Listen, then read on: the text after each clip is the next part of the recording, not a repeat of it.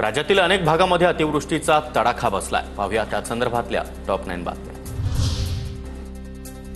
पुण्याच्या दौंड तालुक्यामध्ये अतिवृष्टीमुळे पूरस्थिती गंभीर। दौंडमधील स्वामी चिंचोली गावातील घरांमध्ये देखील पाणी शिरलं।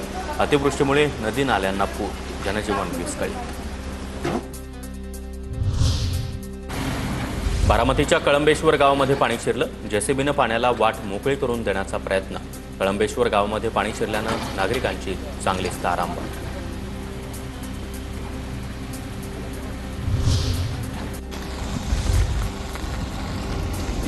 इंदापूर तालुक्यातील मदनवाडी परिसरामध्ये झालेल्या मुसळधार पावसामुळे भिगवण बारामती रस्त्यावरील ओढ्याला पूर, अनेक घरांमध्ये देखील पाणी शिरलं।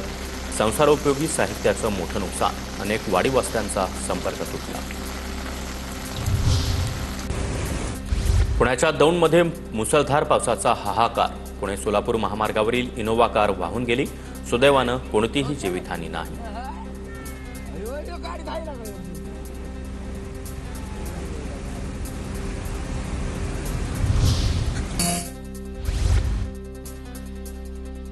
शहरातून जाणाऱ्या मनमाड सांगली महामार्गावर पाणीच पाणी। मुसळधार पावसामुळे मनमाड सांगली महामार्ग पाण्याखाली गेला।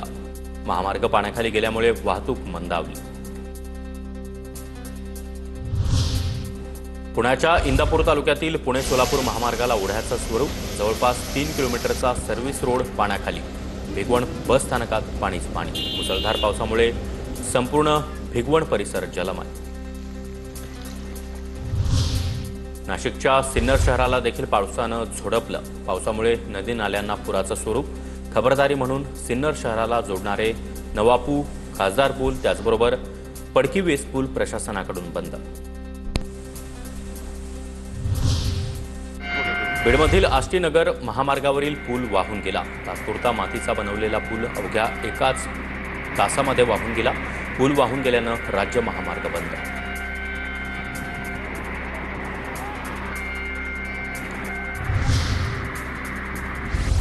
सोलापूर जिल्ह्यातील करमाळ्यामध्ये देखील ढगफुटी होतानाचा व्हिडिओ स्थानिकांकडून कॅमेऱ्यात कैद। अरे ढगफुटी झाली हो।